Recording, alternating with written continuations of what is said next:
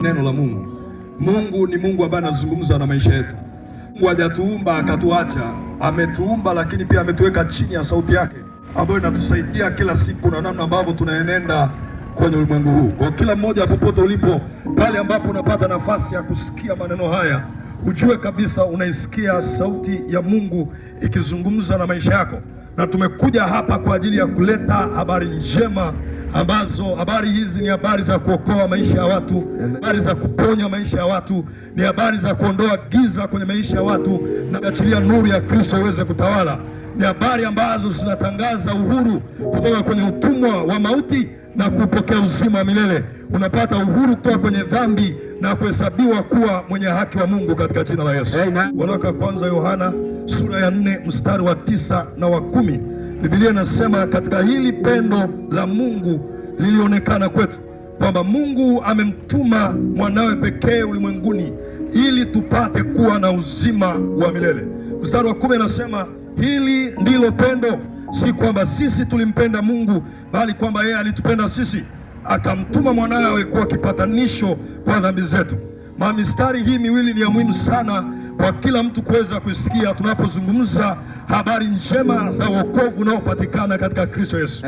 Maandiko yanasema kwamba Mungu mwenyewe alimtuma mwanae kwa ajili yetu ili tupate kuwa na uzima. Maana yake Kristo Yesu alikuja kwa ajili yetu wote. Nikimaanisha mimi nayezungumza hapa na wewe unayenisikiliza, hakuja kwa ajili ya watu wa kabila fulani, kwa ajili ya watu wa rangi fulani tu, au kwa ajili ya watu wa dini fulani. Alikuja kwa ajili ya watu wote, na ndio maana neno lake linasema alitupenda sisi sote ili tuweze kupata kuwa na uzima. Maana yake uzima ambao tunaupata kwa Kristo Yesu ni matokeo ya ule upendo ambao Mungu aliudhirisha kwetu kwa njia ya Kristo Yesu. Sasa neno lake linasema kwamba kila mtu ambaye atasikia habari za upendo huu na akamwamini anapata kuwa na huo uzima wa milele. Maana yake, kwa nini tunahubiri habari hizi? Kwa nini tuseme na watu kuhusiana na injili hii ya Kristo Yesu? Kwa sababu ili wapate kuamini wanapaswa waweze kusikia. Maana yake, kama ambavyo unanisikiliza hapo ulipo, hizi habari unazozisikia ni udhihirisho wa upendo wa Mungu, ni udhihirisho wa wingi wa neema yake ambayo ameifunua kwa ajili ya kukuokoa, ameudhihirisha kwa ajili ya kuokoa maisha yako. Na neno lake linasema kwamba yeye alitupenda kwanza sisi hata kabla sisi hatujampenda. Yeye ndiye aliyetutafuta kwanza atuokoe. Hata kabla sisi hatukumtafuta, hatukuwa na mawazo wala mpango wa kumtafuta yeye. Kama ambavyo mtu unaweza ukanisikiliza saa hii, haukutoka nyumbani kuja kusikiliza haya mahubiri, haukutoka nyumbani kuja kusikiliza haya mafundisho. Ulitoka ili ukae kwenye biashara yako, ulitoka ili ufanye kazi yako, lakini yule Mungu wa upendo anakuonyesha kwamba hapo hapo ulipo amekutafuta na amekuja kwa ajili ya kukuokoa. Weze kusikia maneno haya ya uzima. Kama ambavyo watu wanaweza wakapata mauti bila kukusudia. Mtu anaweza akawa ametoka nyumbani, ameaga, anaenda kufanya kazi, lakini akapata ajali, wengine wakapata mauti. Ndivyo ambavyo uzima wa Mungu hauhitaji maandalizi ya mwili wako, unahitaji utayari wa moyo wako. Pale tu ambapo unasikia, Biblia inasema hivi, leo mkisikia sauti yake, msifanye mioyo yenu kuwa migumu. Maana yake hapo hapo ulipo, hata kama unapita barabarani saa hii lakini unanisikia, Mungu amekusudia neno hili liingie katika moyo wako, na utakapoamini utapata uzima wa milele ambao haupatikani kwa awaye yote isipokuwa katika Kristo Yesu. Haleluya. Moja ya kitu ambacho naona fahari sana za kumhubiri Yesu Kristo kwa kila mtu anayenisikiliza ni kwa sababu ninajua habari hizi ni za uhakika. Habari hizi ni halisi kuliko hata kitu ambacho unaweza ukakishika kwenye mikono yako. Habari hizi ni za kweli kuliko ushahidi wowote ambao unaweza ukatolewa na msomi na daktari na mtu awaye yote, kwa sababu zimeachiliwa kwa uhakika kwamba kila atakayeamini ataokolewa na atapata uzima wa milele. Okolewa kutoka wapi? Kwa nini umwamini Yesu Kristo? Ili upate uzima wa milele. Uzima tunaozungumza ni zaidi ya huu tulionao ambao kila mtu anao wa kuvuta oksijeni na kutoa carbon dioxide. Uzima tunaozungumza ni zaidi ya huu ambao na wanyama wanao. Uzima tunaozungumza hapa ni ule ambao hata ukiondoka duniani, hata ukifa, hata ukitoka katika ulimwengu huu, bado utaendelea kuwa nao. Na ndio maana unaitwa uzima wa milele. Na huo uzima unapatikana katika Kristo Yesu. Haleluya. Amen. Unapomwamini Yesu Kristo unapata uzima wa milele. Uzima huu ni nguvu ya kuishi milele. Hii nguvu ndio ambayo Mungu aliachilia kwa mwanadamu wa kwanza Adamu. Lakini kwa nini imekuja kwetu sisi leo ili tuishi maisha hayo? Kwa sababu Adamu alipomkosea Mungu, dhambi ilipoingia ulimwenguni, Biblia inasema kwenye Warumi 6:23, mshahara wa dhambi ni mauti. Maana yake kupitia dhambi mauti ikaingia. Kwa hiyo pakaanza na kuwa na mauti kwa wanadamu. Mauti ni roho, sio tukio kama msiba. Mauti sio maziko, mauti ni roho, inaweza ikakaa ndani ya mtu. Ndio maana mtu anaweza kuambia ninalala, ninaota niko makaburini, ninaota ninazikwa, lakini yuko hai, anavuta hewa kama binadamu wengine, kwa sababu mauti ni roho inayotenda kazi kwa uharibifu. Mauti ni utumwa ambao uliingia kwenye maisha ya wanadamu kwa sababu ya dhambi, na mtu anapomwamini Yesu Kristo anatoka kwenye utumwa wa mauti, kwa sababu ndani ya Kristo kuna uzima wa milele. Kwa unapomwamini Yesu Kristo unapata maisha ya milele ambayo yana uwezo wa kukuweka hapa duniani na hata baada ya ulimwengu huu. Neno la Mungu linasema kwenye Yohana 3:17, anasema yeye amwaminie hahukumiwi, lakini yeye asiamini amekwisha kuhukumiwa. Maana yake mtu yoyote anayeishi kwenye dhambi anaishi kwenye hukumu. Mtu yoyote anayeishi kwenye dhambi anaishi kwenye kifungo. Mtu yoyote anayeishi kwenye dhambi anaishi kwenye mauti. Mtu yoyote anayeishi kwenye dhambi anaishi kwenye utumwa. Kwa hiyo anapomwamini Yesu Kristo anatolewa kwenye utumwa wa dhambi, anakuwa mtu huru. Anapomwamini Yesu Kristo anatolewa kwenye utumwa wa mauti, anakuwa na uzima wa milele. Anapomwamini Yesu Kristo anatolewa kwenye utumwa wa nguvu za giza, anaanza kuwa mtu anayetembea katika nguvu za Mungu aliye hai. Lakini ili uweze kuyapokea haya yote, Biblia inaonyesha wokovu huu haulazimishwi kwenye maisha ya mtu. Ndio maana lazima mtu asikie, alafu aamue moyoni mwake kumwamini Yesu Kristo kibinafsi kama Bwana na Mwokozi wa maisha yake. Na ndio sababu Bwana Mungu aliye hai akamtuma mwanae Kristo Yesu ili kila mtu amwaminie asipotee, bali awe na uzima wa milele. Haleluya.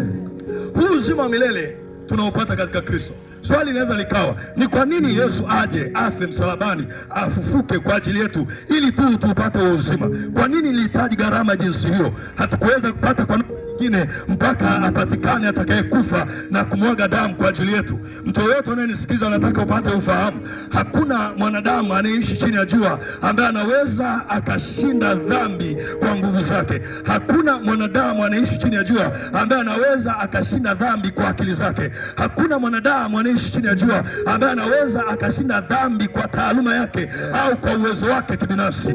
Kila mtu ambaye anataka kuona yuko huru mbali na utumwa wa dhambi ni lazima ajue anamhitaji Yesu Kristo, ambaye yeye katika mwili wake alizichukua dhambi zetu, na kwa kupigwa kwake tukapata kuponywa, na kwa kupigwa kwake tukapata msamaha wa dhambi, na katika damu yake tukapata ukombozi kutoka kwenye vifungo na utumwa wa dhambi. Haleluya. Kwa hiyo hauwezi kwa nguvu zako.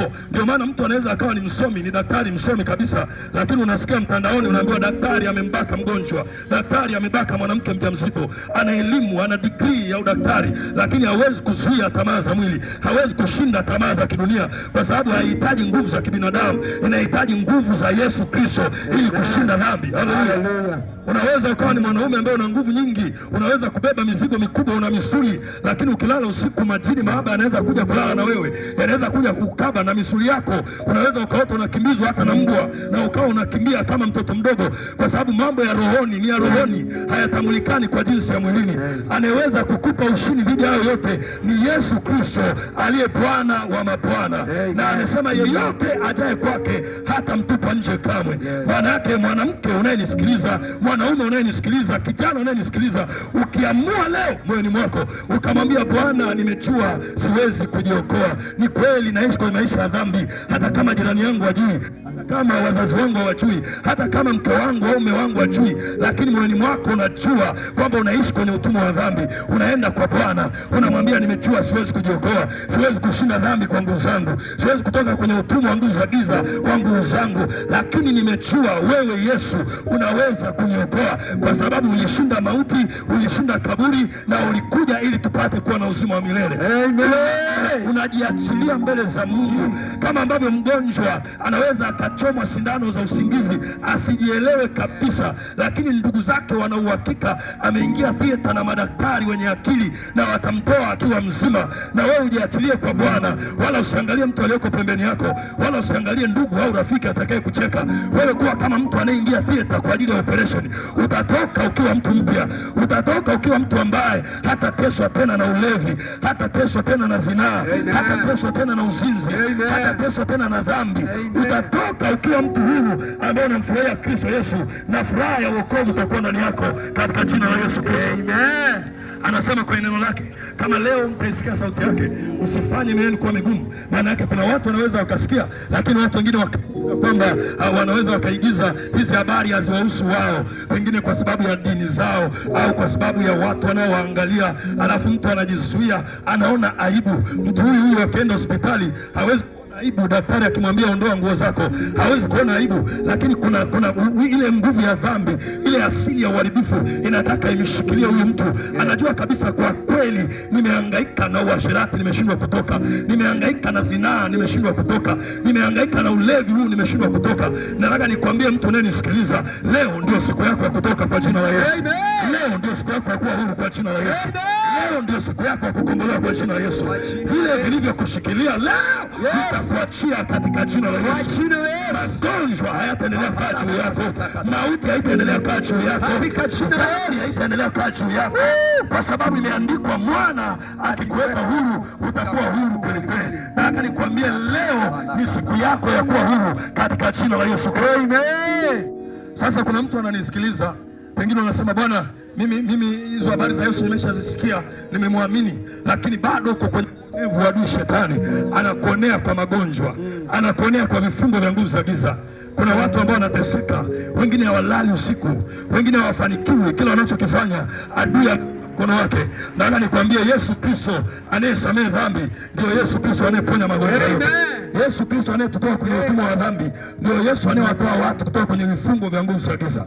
Na muda huu unayenisikiliza, nikwambia kabisa, takuwa na muda mzuri wa kuwakaribisha watu ambao wanataka msaada wa kimungu kutoka kwenye maisha yasiyofaa, wanataka wamrudie Mungu wao kwa kumwamini Yesu Kristo. Tutakusaidia na tutaomba pamoja na wewe. Lakini pia watu ambao wana changamoto za kiafya, magonjwa, vifungo vya kila namna, au yeyote yule ambaye unanisikiliza, hata kama hujui changamoto uliyoko nayo, lakini ndani yako unasikia kabisa, nahitaji mkono wa Mungu, nahitaji msaada kutoka kwa hao watu wa Mungu, tutakusaidia na taweka mkono juu yako. Na nikuhakikishia hakuna mtu ambaye utaguswa na neema hii ukabaki vile vile katika jina la Yesu. Mahali ulipofungwa utakuwa huru kwa jina la Yesu. Mahali ulipowekwa kwenye utumwa tutakutoa kwa jina la Yesu. Kwa sababu Yesu Kristo alikufa msalabani akafuka kwa ajili yako, ili upate kuokolewa, ili upate kuwa na uzima wa milele, na ili upate kuwa huru. Haleluya. Amen. Haleluya. Amen. Nisikilize watu wa Mungu, hakuna mtu ambaye anafurahia kuishi kwenye dhambi. Mwanadamu roho yake haijaumbwa na shetani. Yes. Mwanadamu roho yake haijaumbwa na shetani. Kwa hiyo hata kama mtu hana Roho Mtakatifu, hata kama hajaokoka, hata kama haendi kanisani wala msikitini, lakini anapotenda dhambi, lazima huyu mtu ndani yake anajisikia vibaya. Kinachowafanya watu waonekane wanafurahia dhambi ni kwa sababu hawajui namna ya kutoka. Na ndio maana sisi tuko hapa kukuonyesha namna ya kutoka. Yes. Kwamba kuna Kristo Yesu ambaye ni njia, kweli na uzima.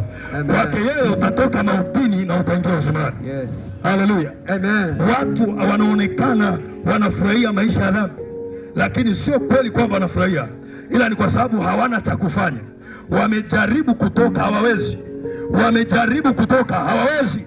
Lakini wanapopata neema ya Mungu wanaweza kusaidika na wakatoka. Na nataka nikwambie leo, hiyo neema imefunuliwa mahali hapa katika jina la Yesu. Amen. Nasema hiyo neema imefunuliwa hapa katika jina la Yesu. Amen. Kuna watu kadhaa ambao mimi nimewahi kuzungumza nao, wengine ni walevi.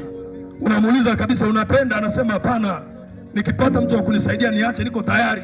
Unaweza ukaona mtu ni mlevi kila siku, lakini hata kama unaona ana starehe, ila ndani yake anaumia. nitatoka hapa lini? Kuna mtu ambaye anazini, anashindwa kuwa mwaminifu kwa mke wake, anaona kabisa anaivunja ndoa yake kwa mikono yake, lakini anajaribu kujiuliza, nitatoka lini? Ni tabia inayomsukuma ndani, anasikia kukataa, lakini nje anaona kuna nguvu inamvuta. Kuna watu wengine wako kwenye vifungo vya uchawi, wanatumikishwa kwenye uchawi. Wengine ni watoto wadogo, hawataki lakini wanalazimishwa. Kwa nini? Kwa sababu hayo ni mambo ambayo yamezidi nguvu zao. Yes. Lakini nataka nikwambie, yuko Yesu ambaye ana nguvu zilizo juu ya nguvu zote. Hallelujah. Ana nguvu ambazo ni juu ya kila uchawi. Yes. Ni juu ya kila uganga. Amen. Ni juu ya kila laana. Amen. Ni juu ya kila uraibu. Amen. Ni juu ya kila dhambi. Yes. Ukimwamini utatoka kwenye huo utumwa na utakuwa huru jumla katika jina la Yesu. Amen. Kama unaamini sema amen. Amen. Muda huu ninataka nikupe nafasi ya kumwamini Yesu Kristo. Wako kwenye dhambi, usisubiri ufumaniwe ndio useme unatubu. Usisubiri uwe kitandani ujiwezi ndio useme unatubu. Unasikia maneno, ni Mungu anakuita akusaidie. Yes. Ni Mungu akuokoe. Kwa hiyo unaweza ukasogea pia hapa tulipo, tutaomba pamoja na wewe na Mungu atakusaidia katika jina la Yesu. Basi niombe sana wokovu, na wewe uliyenisikia na unasema uko tayari kuokoka, nataka hapo ulipo tunyosha mkono wako. Ukinyosha mkono wako hapo ulipo ni vizuri zaidi, ili tukuone na tuombe, tujue kabisa kuna mtu ameamua kumkiri Yesu kibinafsi kama Bwana na Mwokozi wa maisha yake. So popote naomba ukiri maneno haya. Kila uliyeinua mkono, naona pale na watu wameinua mkono kule, watumishi wa Mungu. Sema asante Bwana Yesu. Asante Bwana Yesu kwa upendo wako, kwa upendo wako na neema yako, na neema yako. Ninatubu dhambi zangu, ninatubu dhambi zangu zote, nisamehewe dhambi zangu zote, ninapokea utakaso, na ukombozi katika damu yako, mbali na dhambi. Kuanzia sasa ninakiri hakika wewe Yesu ni Bwana na Mwokozi wa maisha yangu. Ulikufa ukafufuka kwa ajili yangu. Ninakuamini na ninakupokea kibinafsi kama Bwana na Mwokozi wa maisha yangu.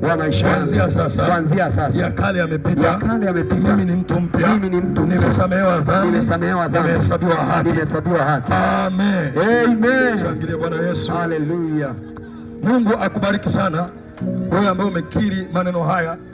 Lakini pia hapo ulipo, nataka nikutajie namba zangu za simu kwa ajili ya kuwasiliana sisi kwa huduma ya kiroho bure kabisa.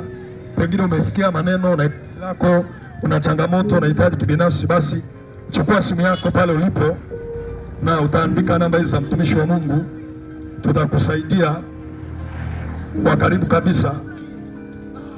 Natakuelekeza pia namna ambavyo unaweza kupata msaada kutoka kwenye changamoto yote ulioko nayo bure kabisa. So